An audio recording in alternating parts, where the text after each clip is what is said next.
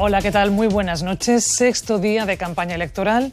Estamos prácticamente concluyéndolo y aquí en Canal Sur Televisión y Canal Sur Radio es tiempo para conocer un poco mejor a los candidatos a la presidencia del Gobierno y sus programas. Si es que, decíamos, han variado algo con respecto a lo que nos ofrecían en las anteriores elecciones del 20 de diciembre. Hoy el turno es para el candidato de la coalición Unidos Podemos, para Pablo Iglesias, nuestro invitado esta noche para conversar con él. Pablo Iglesias, buenas noches. Buenas noches, un placer estar aquí. Y bienvenido a la televisión pública, Radio Televisión Pública de todos los andaluces. Bueno, en Almería lo encontramos esta noche en un meeting, uno de los poquitos que está realizando en esta campaña, que por cierto ha tenido que variar de ubicación porque hoy lo del vendaval era prácticamente para llevarse todo el mundo. Efectivamente, ha sido una pena porque la mayor parte de la gente se ha tenido que quedar fuera. Hemos podido salir un momento a saludarles, Julio Rodríguez y yo, y luego, bueno, pues el meeting muy emotivo y la verdad es que tenía muchas ganas de venir. En el Teatro Cervantes es donde se ha realizado finalmente ese meeting. Y dígame, no sé si han variado el programa previsto, porque estaba previsto que intervinieran 6 oradores y los 6 de Podemos, ninguno de Izquierda Unida. No sé si han limado del todo las asperezas que surgieron cuando nombraron como cabeza de lista a Julio Rodríguez. Hay mucho compañerismo trabajando y hubo un acuerdo desde el principio de que habría algunos aptos de Podemos y algunos de Izquierda Unida.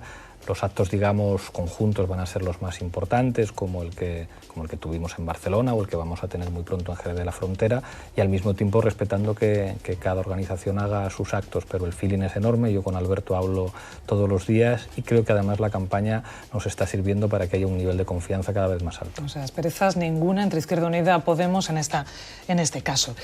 Sí quería preguntarle, porque se habla mucho estos días sobre ¿de qué ideología es la coalición Unidos Podemos? Y se hace, bueno, tengo aquí el listado porque la verdad es que es bastante inabarcable. Transversales, patriotas, socialdemócratas, anticapitalistas, comunistas o hasta que tienen rasgos peronistas. Estas son cosas que han dicho algunas ustedes y otras que les califican a ustedes.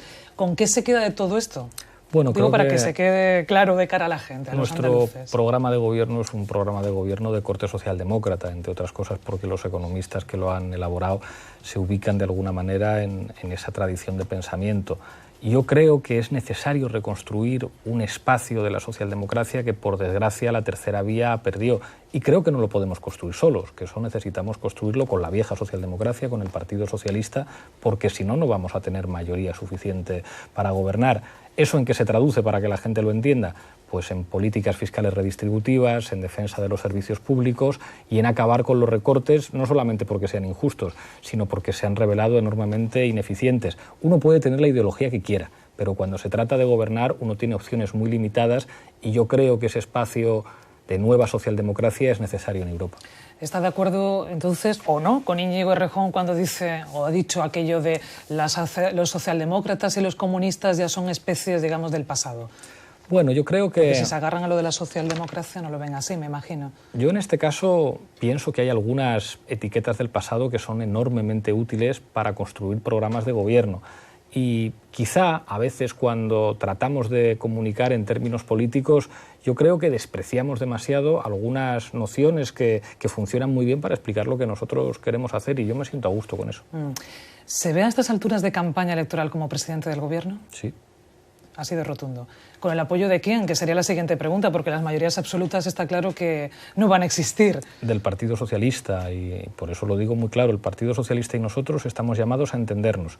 Y también le digo, si el Partido Socialista tiene un mejor resultado electoral que nosotros, yo apoyaré que haya un presidente socialista, que sea Pedro Sánchez, eso sí, sobre la base de un gobierno de coalición progresista. Bueno, y da por hecho que el PSOE les va a apoyar, si es el caso, que ustedes consiguen más votos y escaños que el Partido Socialista, porque desde luego muy contentos no les dejaron en estos meses anteriores, cuando ellos les señalan a ustedes directamente como los responsables de que a estas alturas sigan el gobierno Mariano Rajoy y no estén ellos en el gobierno, no hay un gobierno, como dicen ellos, de progreso. Yo creo que el hecho de que estemos, digamos, apoyándoles en algunas comunidades autónomas como Castilla-La Mancha, como Extremadura o como Aragón, que le apoyamos la investidura, y ellos nos apoyaron a nosotros en Madrid, en Cádiz o en Barcelona, revela que hay una fórmula, que es un acuerdo de progreso. Ahora bien, cuando el Partido Socialista se pone de acuerdo con Ciudadanos, que tiene a nuestro juicio un programa muy parecido al del PP, no lo digo yo, Pedro Sánchez les definió como las nuevas generaciones del Partido Popular, pues eso es muy difícil que entremos nosotros. Y como yo creo que van a dar los números, creo que lo que quieren tanto los electores del Partido Socialista como los nuestros es que la gente progresista se ponga de acuerdo y que haya un gobierno de coalición en el que el PSOE y nosotros, codo con codo, trabajemos Sigo juntos. insistiendo, le veo complicado porque además Pedro Sánchez todavía no se ha pronunciado al respecto, pero hay muchas voces dentro del PSOE, con Susana Díaz entre ellas, diciendo con Podemos ni agua. Pues la alternativa es terrible. Yo creo que los votantes socialistas no aceptarían la alternativa a eso, que es permitir que Rajoy siga en la Moncloa. Solamente hay dos opciones, y yo creo que estos meses lo han revelado: que Mariano Rajoy siga como presidente del gobierno, y eso se puede facilitar por activa o por pasiva, o que haya un gobierno de Unidos Podemos con el Partido Socialista, que es que yo no les quiero pedir un cheque en blanco, quiero pedirles que estén gobernando con nosotros. No quieren comerse al PSOE, que es lo que piensan desde el PSOE, que ustedes quieren comerse al PSOE. Al contrario, además, quien piense que el PSOE va a desaparecer se equivoca. Seguramente el PSOE está llamado a ocupar un papel en el futuro distinto al que tuvo en el pasado, pero yo creo que va a seguir siendo un partido fundamental, y en particular en Andalucía creo que el PSOE va a ser siempre un partido fundamental, y nosotros estamos llamados a entendernos con ellos. Ustedes saben lo que siempre se ha dicho, que llegar a la Moncloa supone ganar en Andalucía, pero ese voto ganador en Andalucía, según las encuestas, ustedes no lo tienen. Bueno, veremos a ver. Yo creo que hay que ser prudente, a pesar de que las encuestas a nosotros nos colocan muy bien. Lo que siempre ocurrió con el Partido Socialista es que para ganar las elecciones tenía que ganar simultáneamente en Andalucía y en Cataluña. En Cataluña la fuerza política más importante somos nosotros, y con cierta diferencia, pues yo creo que sería muy sensato que nos pusiéramos de acuerdo. Creo que tanto los votantes del Partido Socialista como los nuestros lo que desean es que haya un gobierno de coalición progresista. Seguramente tendremos nuestros problemas y nuestras cosas, pero 1000 veces mejor eso a que siga gobernando el Partido Popular. Me pregunto si para Pablo Iglesias el no conseguir superar al PSOE, quedar como segunda fuerza o ganar estas elecciones, lo consideraría un auténtico fracaso personal. Nuestro objetivo es ganar las elecciones. En cualquier caso, y quiero ser modesto con esto, lo que hemos conseguido nosotros en los últimos 2 años es increíble. Que nosotros llegáramos... Aunque utilice el plural, yo le preguntaba directamente si usted, Pablo Iglesias, lo consideraría un fracaso personal. Insisto, quiero ser modesto, pero lo que he conseguido como secretario general en los últimos 2 años, o desde el noviembre del 2014 que soy secretario general de Podemos, creo que no tiene precedentes en la historia de este país. Una organización política que acaba de nacer y que se presenta a unas elecciones europeas, obtiene 5 diputados, una representación sin precedentes en las comunidades autónomas, en las candidaturas municipales, entrar a gobernar en la primera elección que se presentan en Madrid, en Barcelona, en Cádiz, en Coruña, en Zaragoza, y en las elecciones generales, las primeras, el 20,7%. Y ahora estamos en disposición de ganar al PP. Somos la alternativa más clara para superar electoralmente al Partido Popular.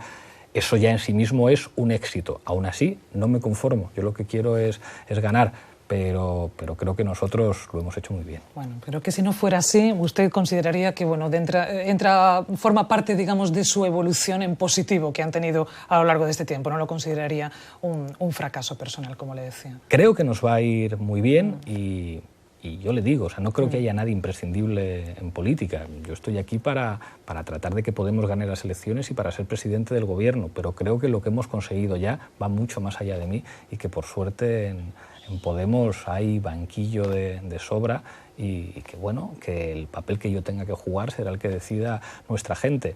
Quiero ser presidente, para eso es muy importante que lleguemos a un acuerdo con el Partido Socialista, y estamos trabajando para eso.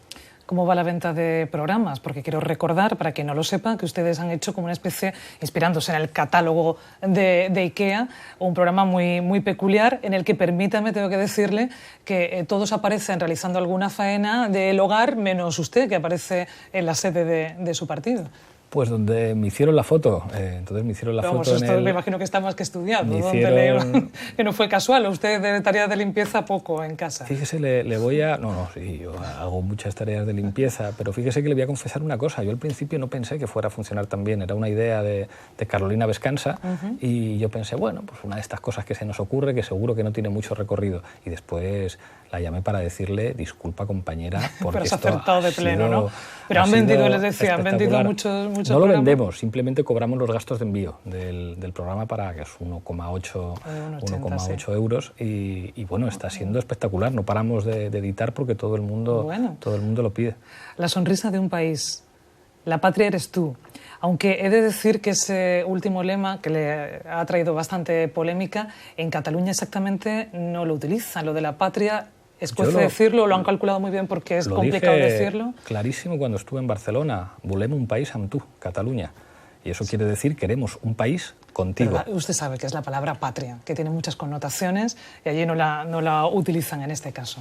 Yo cada vez que intervengo, y eso lo he dicho en Cataluña, lo he dicho en el País Vasco, lo he dicho en la Comunidad Valenciana, a mí defender la patria me parece que es defender los servicios públicos, que es defender a la gente, y me considero patriota, y soy de los que dicen en Cataluña, no quiero que Cataluña se vaya de España.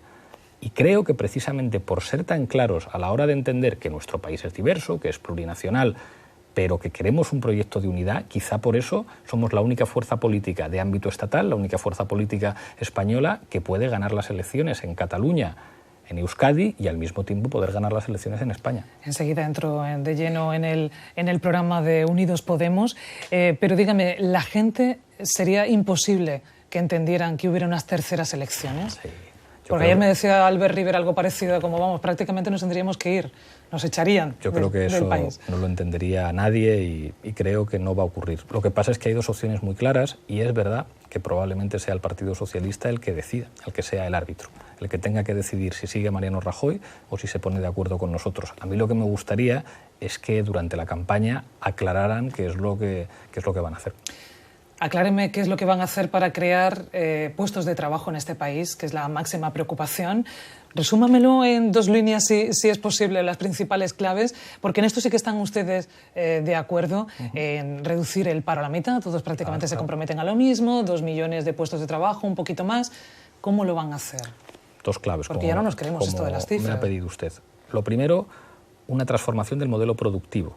Nosotros apostamos por un Plan Nacional de Transición Energética. Esto es hacer lo contrario a lo que han hecho los gobiernos hasta ahora.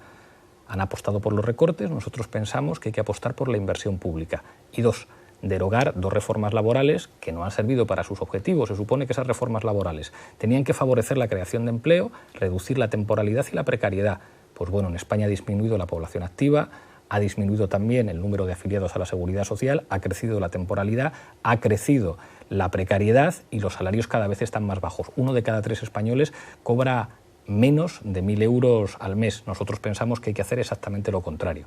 Yo soy consciente de que con la legislación laboral no se crean puestos de trabajo, por eso hay que apostar por la reindustrialización del país y por un plan nacional de transición energética que permita, por una parte, apostar por las energías renovables, que en eso España y Andalucía tienen muchísimo que aportar y nos permitiría ser independientes del petróleo, y al mismo tiempo un plan que permitiera de eficiencia energética, que permitiera usar a buena parte de los trabajadores que venían de la construcción y que se quedaron sin empleo en la rehabilitación de edificios que podrían adquirir mayor eficacia energética y que seguramente apostarían por una línea que apueste por la I+D en un país como el nuestro, que es la 4ª economía del euro. La pregunta del millón, ¿qué hacemos con Bruselas? Con ese compromiso que habrá que tener tarde o temprano de recortar de alguna manera, porque son muchos los millones de euros que exige para controlar el déficit en este país. Lo primero, cuando uno tiene que recortar puede elegir, y siempre pongo este ejemplo.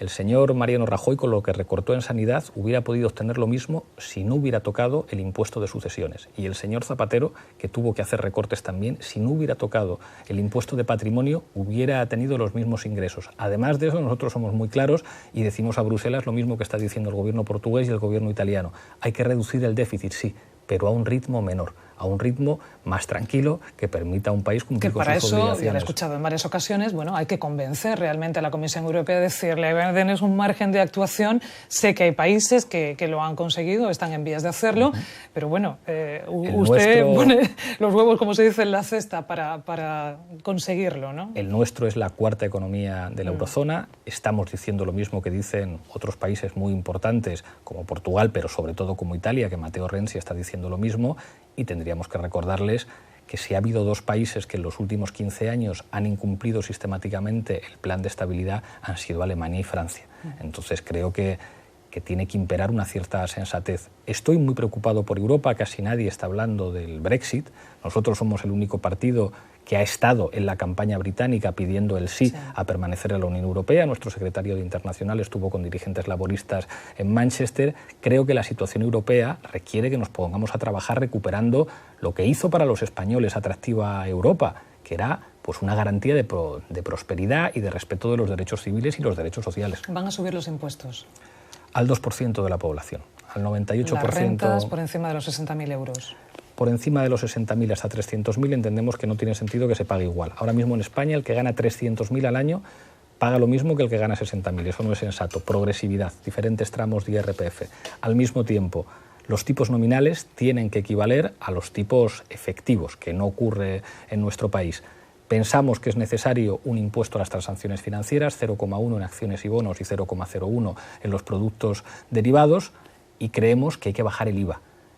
Un IVA superreducido del 4% para los productos de primera necesidad y un IVA reducido del 10%, por ejemplo, para los suministros. ¿En qué se concreta? ¿A quién vamos a subir los impuestos? Al 2% de la población, y al 98% le vamos a dejar igual o se lo vamos a bajar. Hay muchos andaluces ahora mismo viéndole, escuchándoles también a través de Canal Sur Radio. ¿Cómo puede tranquilizarles, si es que puede, para decirles su pensión va a estar garantizada? No se asusten. Fíjese, aquí poniéndonos de acuerdo con el Partido Socialista, poniéndonos de acuerdo con el Partido Socialista con una propuesta que han hecho que es muy sensata, que es complementar el sistema de financiación del sistema de pensiones con un dispositivo fiscal, también por la vía de los impuestos. Nosotros pensamos que las pensiones se tienen que actualizar al IPC cuando el IPC crezca, pensamos que nadie tiene que poder cobrar menos de 600 euros y que en una legislatura el salario mínimo interprofesional tiene que cubrir también las pensiones en nuestro país. Sí, porque ¿qué es un salario digno para usted? Pues nosotros entendemos que el salario mínimo interprofesional tiene que subir a 800 euros en los 2 primeros años y a 950 en los 2 últimos años de la legislatura. No le he interrumpido con el tema de las pensiones, pero creo que es importante. ¿Están garantizadas, con ustedes estarían garantizadas las pensiones? Así de simple. Por supuesto que sí. Más cosas que queríamos saber. Con respecto a la educación, ¿la educación pública y la concertada apostarían por igual por ellas o educación pública? Muchísimas gracias por plantearme la pregunta así. Pues por igual no. Yo entiendo que la educación concertada ha cumplido un papel muy importante en España, que sirvió para cubrir plazas que no podía cubrir la pública. Y el sector público cumplió con su responsabilidad.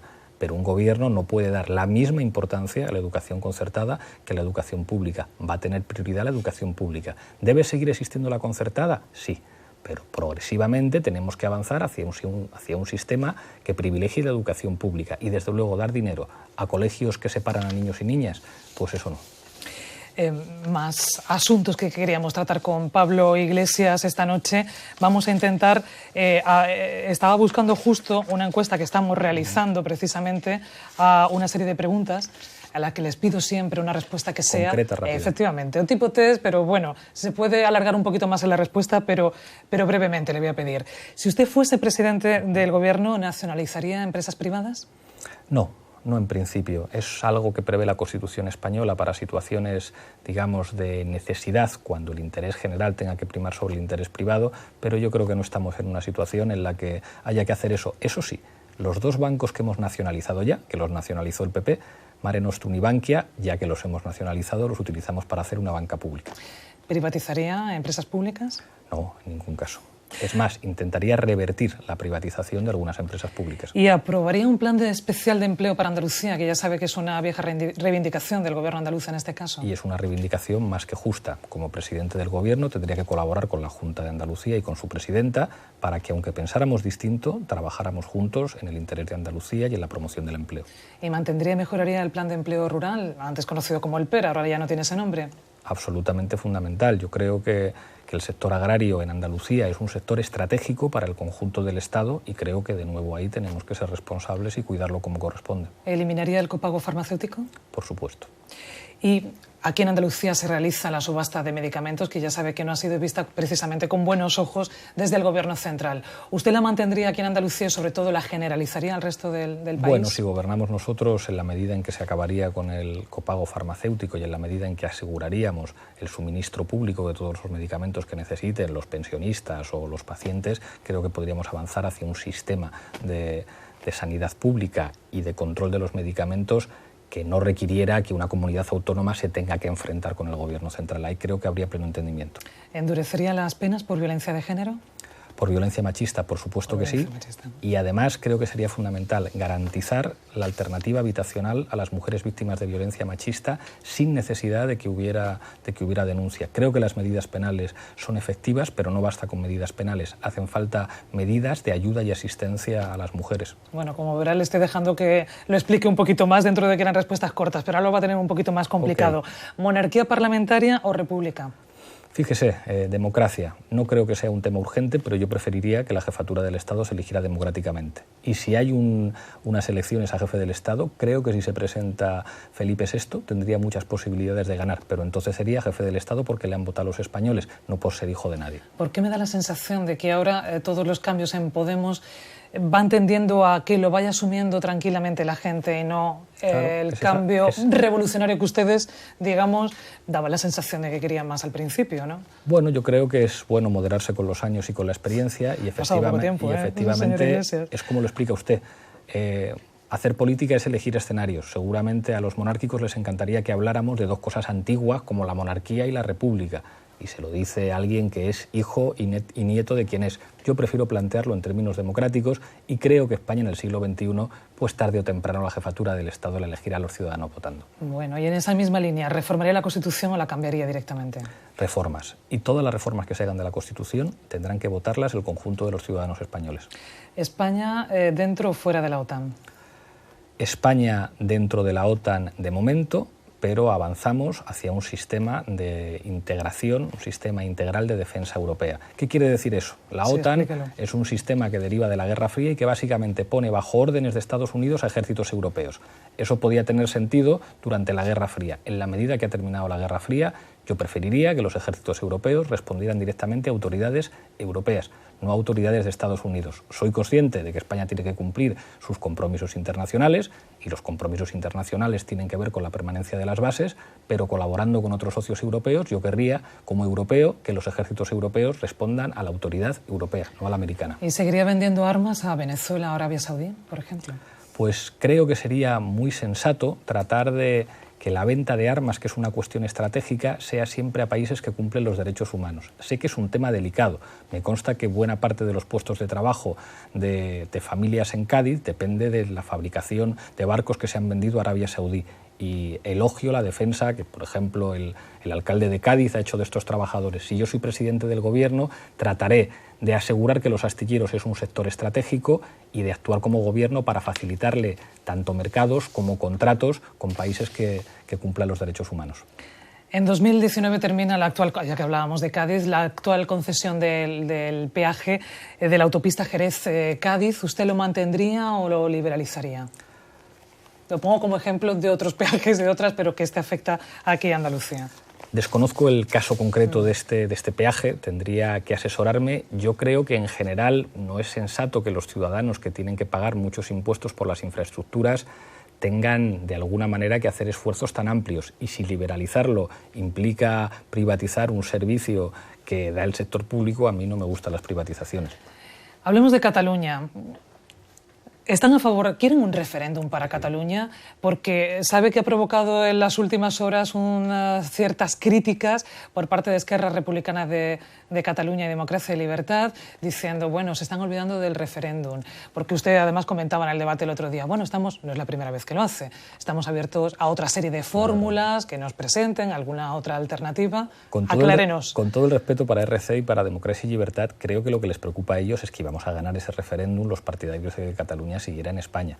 Porque cuando no estamos en campaña electoral, yo me reuní con el señor Puigdemont, me dio las gracias y me dijo, me ha impresionado lo claros que habéis sido defendiendo el referéndum, aunque vosotros queréis que Cataluña siga dentro de España.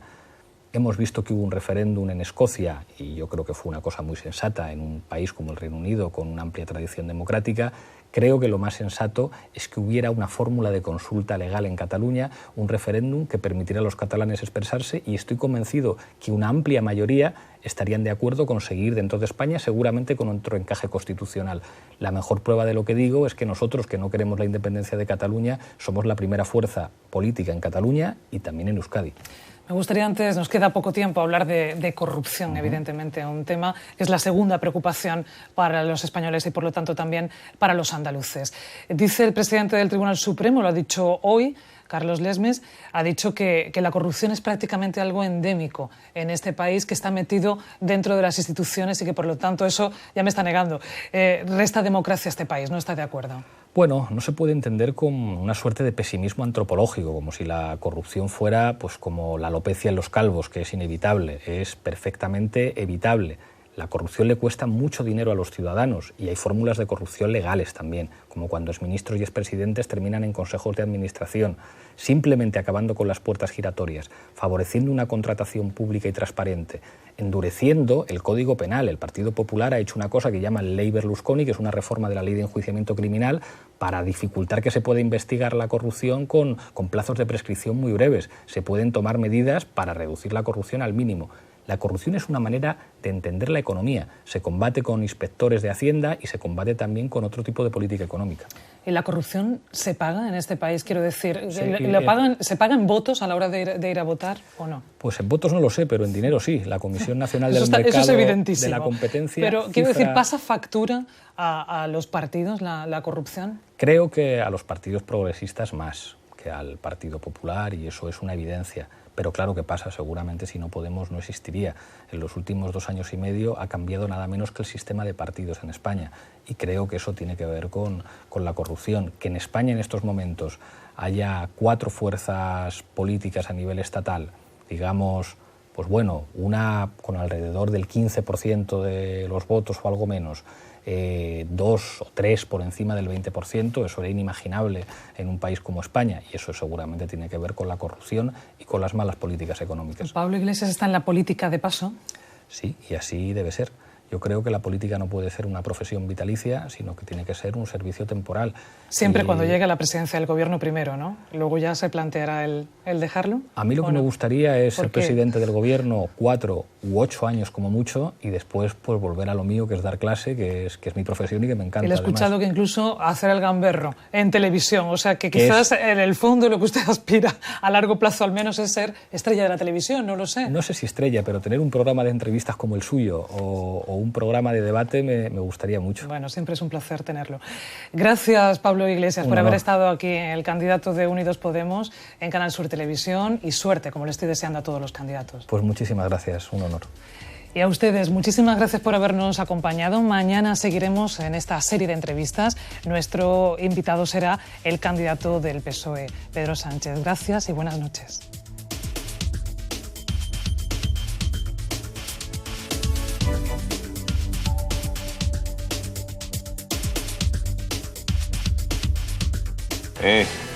Tú, bicho.